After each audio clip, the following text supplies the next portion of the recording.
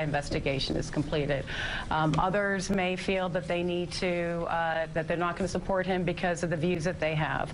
But I think that they have to, that they may say we should hold up his nomination until we appoint a special prosecutor to really look at, Russia and whether or not the Trump campaign was colluding with them. But there is so much on the line, and the Senate Democrats are in a unique position.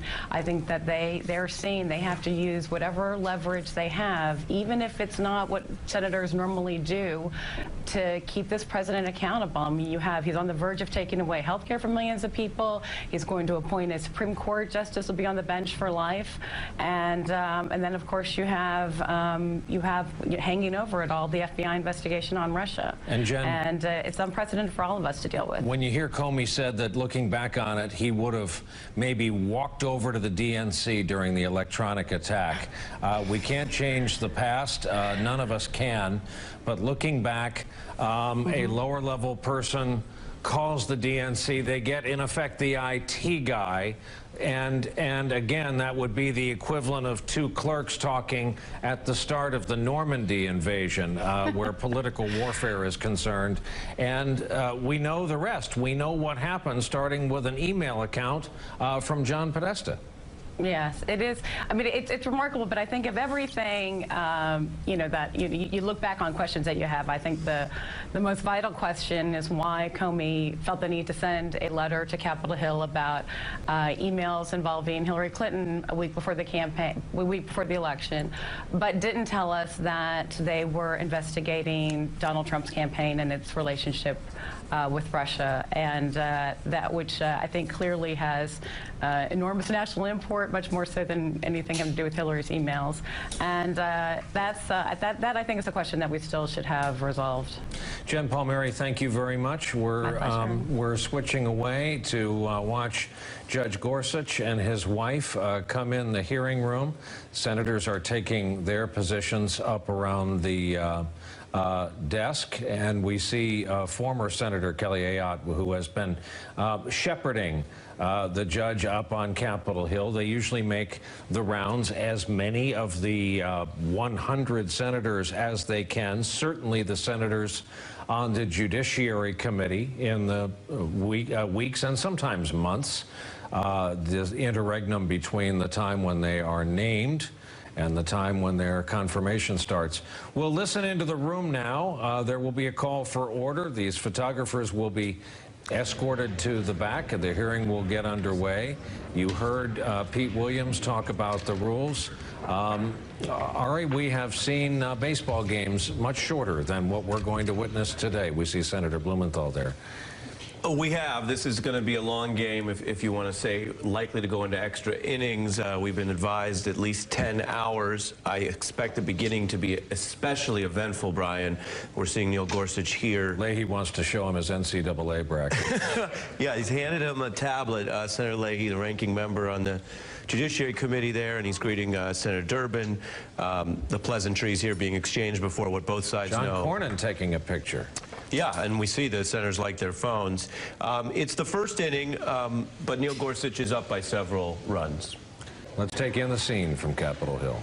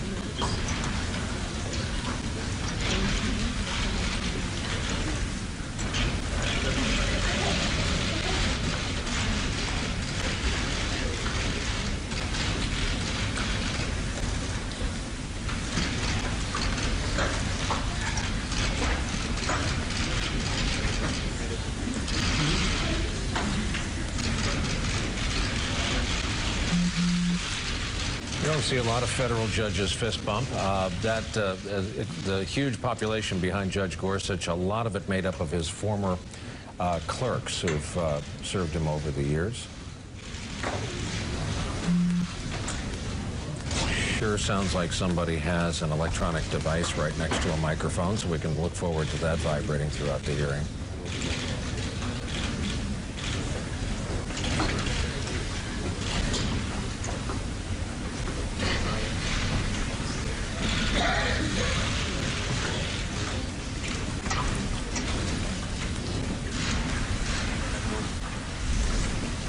Last-minute pep talk from his wife. We're waiting for Senator Chuck Grassley to be seated.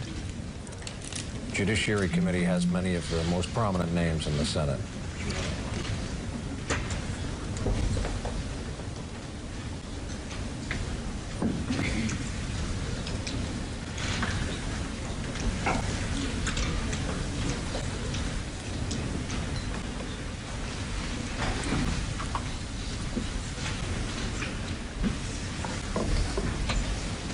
Still waiting for some seats to get filled in.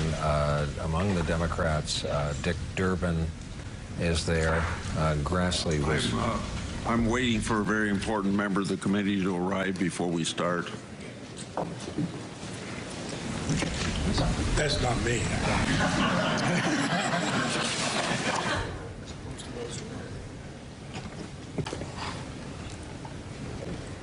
Pat Leahy taking his seat. Some of the senior-most members of the Senate, period, in terms of their service.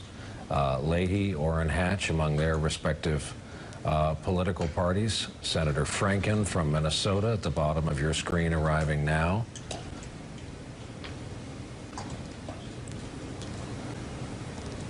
A whole lot of news media gathered for this. And it was pointed out by many, many people. The hearing itself got underway yesterday and was far and away not the lead story as we went into the afternoon and evening. To Katie Tur's point earlier, not every day do you have a hearing on the Hill where you get to hear the FBI director say, no, the president's contention on the previous president wiretapping his office building in New York, there's no evidence to support that. But yes, we can confirm an open and ongoing investigation into Russian ties into a political campaign of the victorious candidate in our country. Again, that vibration you hear, which we sure hope they will root out and turn off, is someone's phone next to a microphone. Senator Feinstein of California now taking her seat next to Senator Grassley. They have an interesting working relationship. Emphasis on working. We'll see and hear that today. Welcome back, Judge Gorsuch. Glad to have you back, and I'm sure you're glad to be here. Good morning, everybody. I'd like to welcome everyone, and especially our nominee, as I just did. This is day 2 of the Supreme Court nominees hearing. We have a long day in front of us, so we'll immediately turn to members' questions. It's my intention to get through all members' first round of questions today, so it's important that we all stick to our time limits so that we can stay on that schedule. I realize that 10 hours is a long time for you to sit there and answer questions for 20 of us. So I'm going to defer to you when you might need a break. In the meantime, I would anticipate a break about 30 minutes for lunchtime, and I hope for the members of the committee. I have not made up my mind on this yet, but we do have a vote scheduled at noon, and it might, I'm sorry. Okay, we have 2 votes at noon, so it might be appropriate to use that period of time for our lunch break. I'll make a decision on that later on. So with that understanding with you and to accommodate you, because you're the person that has to sit there and answer questions, and so whatever your needs are, you let us know. I started yesterday morning, Judge and audience, with Justice Scalia's comments that our government of laws and not men is the pride of our constitutional democracy. Our democracy requires